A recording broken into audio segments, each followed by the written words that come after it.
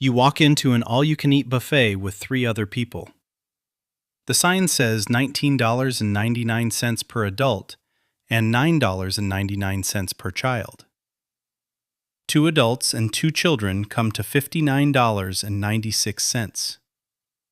Four fountain drinks add $13.96. Tax pushes the check to just under $80 before the tip. One adult eats rice, vegetables, and chicken. The other builds a small engineering project out of steak, shrimp, and crab legs. One child eats dessert with a retail value of $6 and an ingredient cost closer to pocket change. The other eats 3 fries and announces they are full. The restaurant charged all 4 people according to age, not appetite. It promised unlimited food, even though its survival depends on controlling food cost. It filled a room with dozens of dishes, knowing some would be thrown away, while operating in an industry where a few percentage points can separate profit from loss. How can all of that be true? Because a buffet is not making 4 separate bets on 4 separate stomachs. It is making one statistical bet on the table, and thousands more across the year. Follow this $80 check through the building, and the business becomes clear. The buffet sells food, but it earns money by controlling averages. Average appetite, average ingredient cost, average waste, average dining time, and the average number of paying bodies passing through each seat. What you believe you bought is unlimited dinner. What the restaurant sold was admission. Once you pay, it controls the environment in which your appetite operates. It chooses the plate size, station order, serving utensils, refill speed, drink price, and sometimes how long you may remain. All you can eat sounds as if every limit has disappeared. The limits have simply moved. You may feel as if you consume $35 worth of steak because that is what a steakhouse would charge. But the buffet did not pay menu price. It bought by the case, selected preparations that work in volume, and spread expensive protein across a plate, also holding potatoes, noodles, bread, rice, sauce, and vegetables. Retail value is not ingredient cost.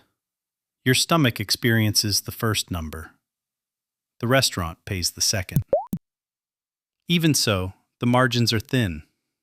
Recent National Restaurant Association data put median pre-tax income at only 2.8% of sales for full-service restaurants, with payroll and benefits taking 36.5%.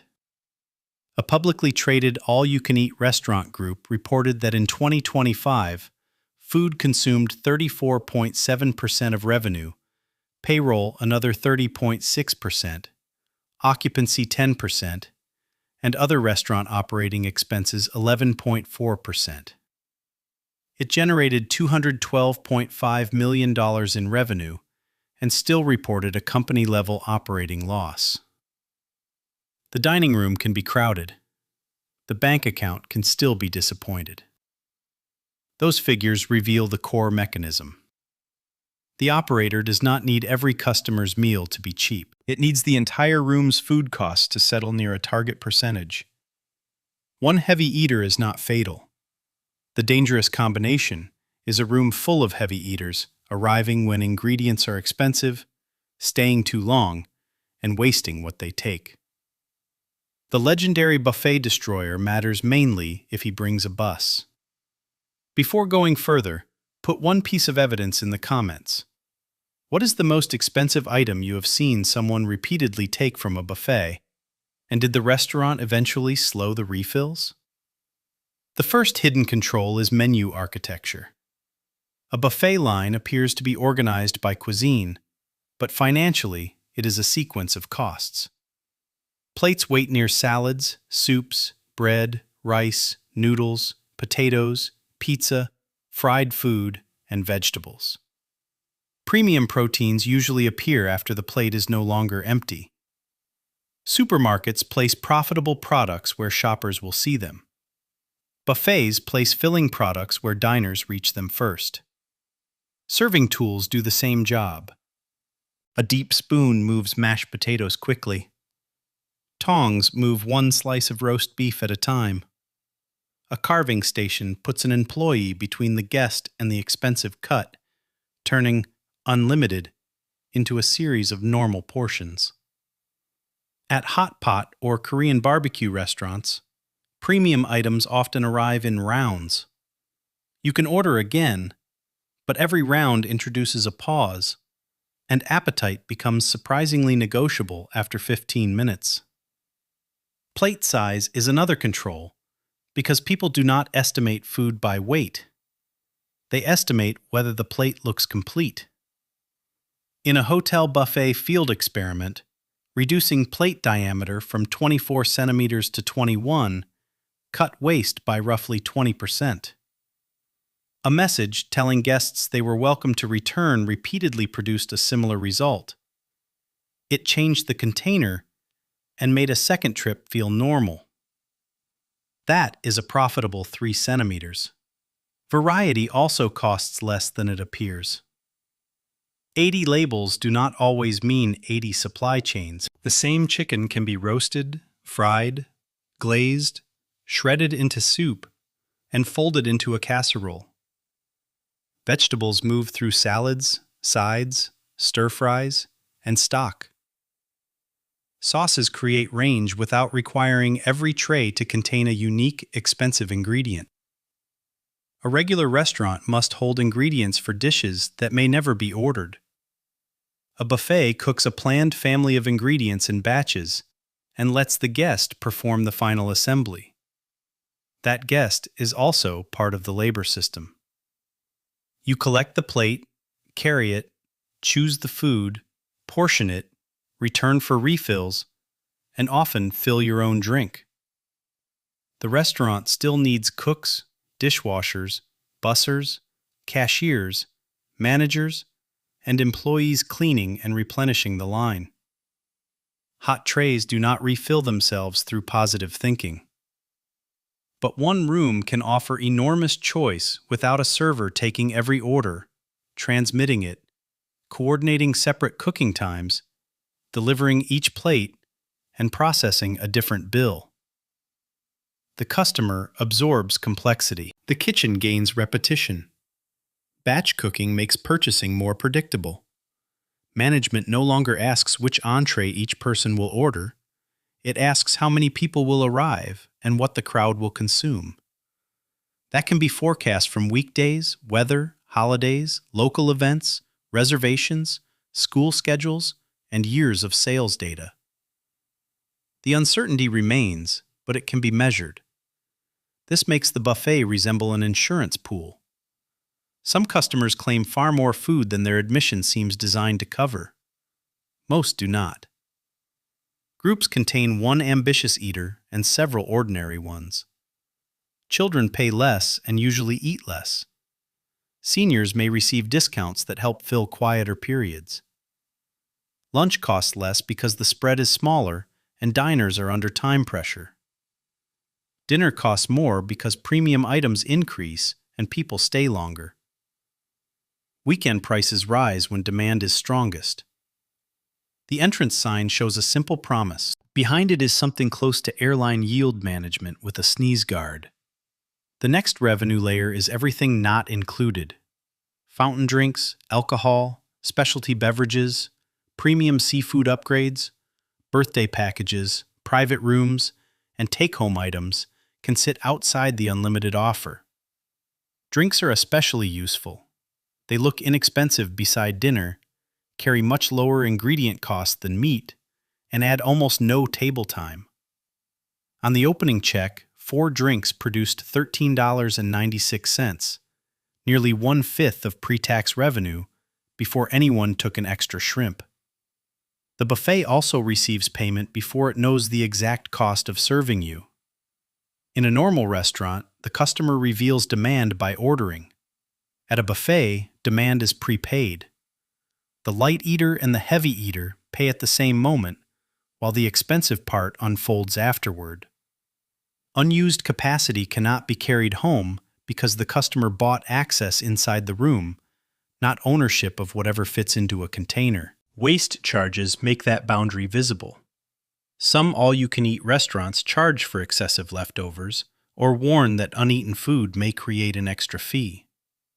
A French buffet has used a charge of €2 per 100 grams, while other restaurants use fixed penalties. Often, the warning matters more than the money. It tells diners that unlimited ordering and unlimited disposal are different products. Waste remains the model's most obvious weakness. The line must look abundant even near closing, when management would prefer every tray to contain one polite spoonful. Empty pans make customers feel cheated. Full pans become leftovers. Good operators respond with shallow trays, smaller late-night batches, food cooked to order, cross-use of ingredients, and constant measurement of what returns from the dining room. This is inventory control, not just environmental housekeeping. Research on full-service restaurants has measured average food waste at 263 grams per customer, with 41% coming from plates, 44% from preparation, and 14% from food prepared but never served. Buffets add a special problem. The guest makes the portion decision, but the restaurant pays for the mistake. Food leaves the line as perceived value and returns to the bin as cost. The employee behind the line experiences this equation directly. Their job is to make abundance look effortless without letting abundance become uncontrolled. A tray must never appear neglected, yet replacing it too early creates waste. Premium food must be available, but not in a pile large enough to vanish in one visit. Temperatures must stay safe. Spills, plates, utensils, and tables turn continuously. The guest sees self-service. The worker sees a live inventory system containing children. That is why self-service does not mean labor-free. The public all-you-can-eat group still spent more than 30% of revenue on payroll and benefits. Labor shifts toward preparation, sanitation, dishwashing, replenishment, and rapid table clearing.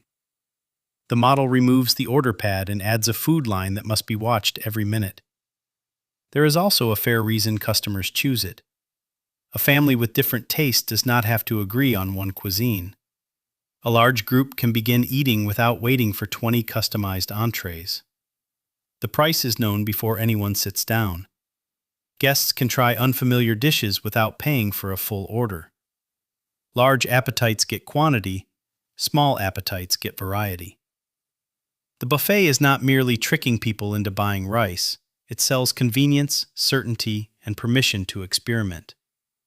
The operator carries risks the guest rarely sees. Food safety is harder when many dishes sit on a shared line. The building requires refrigeration, hot holding equipment, cold wells, ventilation, dishwashing capacity, and a dining room large enough for volume. Utilities, rent, repairs, insurance, and depreciation continue whether dinner brings 300 guests or 90. The food is variable. Much of the building is not. That reveals the second business hidden inside the first. A buffet is a capacity business, and its true unit is not a plate. It is a seat hour. A chair occupied by a paying customer for 50 minutes can produce more annual revenue than the same chair occupied for 2 hours, even if the second customer eats less. This is why some locations use time limits, clear plates quickly, collect payment at the entrance, and design traffic so another family can be seated without delay. Suppose a 200-seat buffet averages a $24 pre-tax check. One complete turn produces $4,800. 2 turns produce $9,600 from the same room. If average dining time rises from 75 minutes to 100, most of the second turn may disappear. No food was stolen. No supplier raised a price. Customers simply occupied the inventory longer. Tonight's empty seat cannot be sold tomorrow. The failure point is occupancy combined with inflation. When traffic falls, management cannot shrink the restaurant one chair at a time.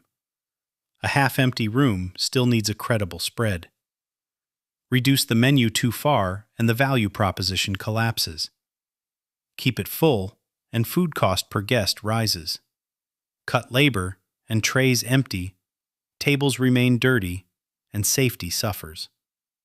Raise admission, and customers compare the price with every ordinary restaurant nearby.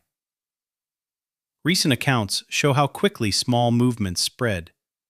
From 2024 to 2025, the public all-you-can-eat group's food cost rose from 33.0% to 34.7% of revenue. Occupancy rose from 8.4% to 10%. Its restaurant-level adjusted EBITDA margin fell from 17.7% to 13.8%. On $212.5 million of sales, 1 percentage point equals more than $2.1 million. Small changes do not remain small at scale. Now return to the family's check. Drinks lifted pre-tax revenue to $73.92. Tax was collected for the government, so it was never restaurant income.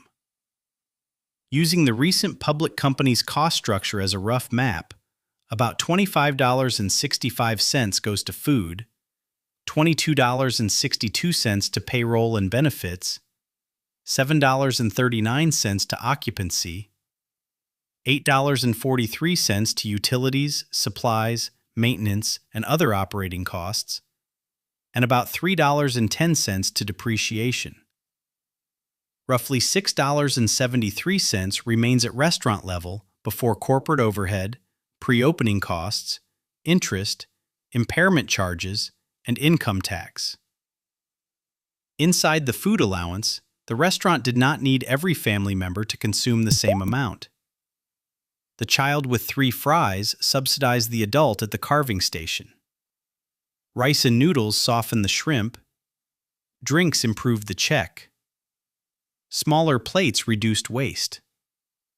The customer carried the food.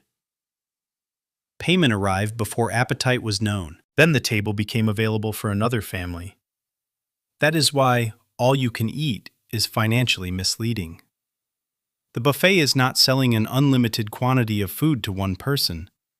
It is selling limited time access to a carefully arranged portfolio of ingredients across a large population whose appetites average out. The line is the attraction. The average is the asset. The seat is the inventory. So when 4 people pay almost $80 and one attempts to bankrupt the building with shrimp, look at the other 3 plates. Then look at the drinks, the clock, the line outside, and the small plate in his hand. The buffet did not forget to protect itself. You were standing inside the protection the entire time. If this changed how you see the buffet line, like and subscribe, and tell me whether you think you have ever actually beaten the price.